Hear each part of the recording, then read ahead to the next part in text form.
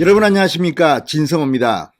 윤석열 대통령 당선인이 청와대에 있는 대통령 집무실을 광화문으로 혹은 용산으로 옮기겠다고 하자 지금 민주당은 난리가 났습니다.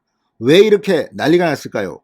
바로 문재인 대통령은 못한 것을 윤석열 당선인은 하기 때문입니다. 문재인 대통령 역시 2017년 대통령 후보 공약에서 청와대에 있는 집무실을 광화문으로 옮기겠다고 했습니다. 실제로 이 광화문으로 대통령 집무실을 올리는 위원회까지 만들었습니다. 예산도 굉장히 많이 썼습니다. 여기에는 유홍준 전 문화재청장 같은 기라성 같은 인물들도 포함됐습니다. 그런데 문재인은 못했습니다. 윤석열은 하겠답니다.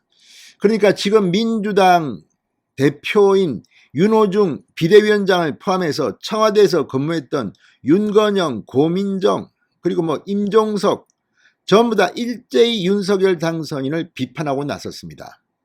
문재인 대통령도 해야 되는 것인데 왜 윤석열이 하면 안 된다는 것인지, 게다가 그 근거가 참 그렇습니다. 자, 윤호중 비대위원장은 KBS 라디오에 나와서 이 윤석열 당선인의 이 집무실 이전에 대해서 풍수가의 자문이 있었냐고 강하게 비판했습니다. 실제로 이재호 국민의힘 상임 고문조차도 풍수지리를 믿는 것 아니냐 이렇게 비판하고 있습니다. 과연 그럴까요? 자, 이 문제는 여러 가지 복합적인 의미가 있습니다. 무엇보다 국민의 곁으로 가겠다는 겁니다. 그들은 못한 것을 윤석열은 하니까 지금 이렇게 배가 아픈 것이 아닌가 싶기도 합니다. 자, 그러면 과거에 문재인 대통령의 사람들은 이 청와대 집무실을 포기하고 광화문으로 용산으로 나오는 것에 대해서 뭐라고 말했을까요? 영화 제목 중에 이런 게 있습니다. 나는 네가 지난 여름의 한 일을 알고 있다. 이거는 그렇게 오래된 일도 아닙니다. 불과 5년 전에 문재인 대통령이 직접 만든 광화문 대통령 시대 위원회가 하려던 것인데 못했습니다. 그리고 그때 이 유홍준 전 문화재청장 자문위원이었습니다. 청와대 춘추관에서 직접 한 발언도 있습니다. 풍수상 불길하다는 말을 했습니다. 자, 문재인 대통령의 친구라는 이 원로 건축가 승효상 건축가 역시 청와대 집무실 등의 구조는 문제가 있다. 대통령의 이 마음에도 영향을 미친다. 그리고 이 청와대에서 근무한 대통령들의 말로가 행복하지 않았다는 취지의 발언도 있습니다. 자, 이걸 보면 문재인 정권의 사람들은 좀 창피한 줄 아시기 바랍니다. 과거 문재인 정권은 대통령 집무실을 옮기는 문제를 어떻게 평가내렸을까요? 진성호의 융단 폭격 시작합니다. 문재인 정권을 융단 폭격합니다. 방송에 앞서 아직 진성호 방송에 구독자가 아니신 분은 붉은색 구독 버튼 눌러주십시오. 더 좋은 방송으로 보답하겠습니다. 자, 유홍준 당시 광화문 대통령시대위원회 자문위원이 청와대 춘추관에서 기자회견을 갖고 이런 말을 했습니다. 현재 관저가 갖고 있는 사용상의 불편한 점, 그리고 나아가서는 풍수상의 불길한 점, 이거를 생각할 적에는 옮겨야 하는데 이렇게 말했습니다. 그러자 기자가 묻습니다. 풍수상 불길함의 근거가 있나? 그러자 수많은 풍수상의 근거로 풍수상 근거가 있다면 있는 것입니다. 이렇게 말합니다. 자, 유홍준 전 문화재청장은 초초 베스트셀러의 저자입니다. 문화 답사기를 써가지고 정말 우리나라 전국 방방곡곡의 스토리들을 국민들한테 알렸던 그런 출판인이기도 합니다. 그런데 문제는 이걸 갖다가 이 유홍준 자문위원이 직접 문재인 대통령의 대선 공약과 관련해서 청와대 춘추관에서 브리핑을 하면서 한 말입니다. 그런데 이걸 지금 민주당 의원들과 청와대에 근무한 사람들은 다 잊어버렸단 말입니까?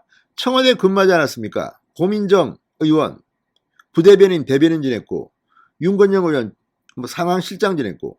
그런데 문재인 대통령의 이 당시 발언에 대해서는 어떻게 생각하십니까?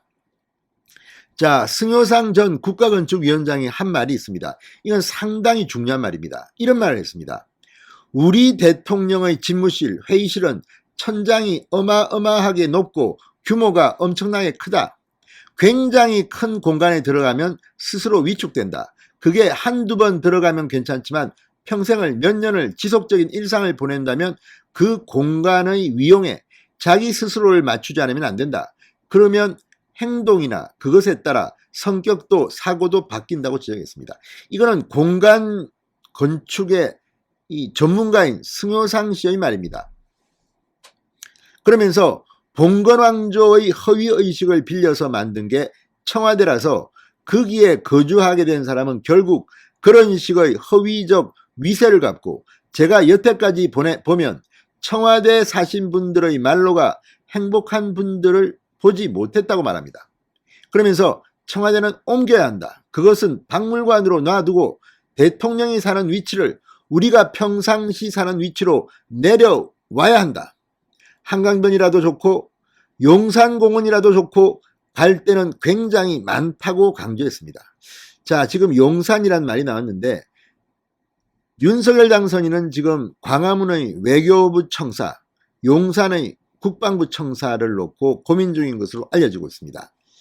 실제로 오늘 윤석열 당선인은 김한길, 김병준 위원장과 김기현 원내대표와 함께 이 현장 답사를 끝냈습니다. 어제 권영세 인수위 부위원장과 원희룡 기획위원장이 현장 답사를 다녀온 뒤 직보를 하기도 했습니다.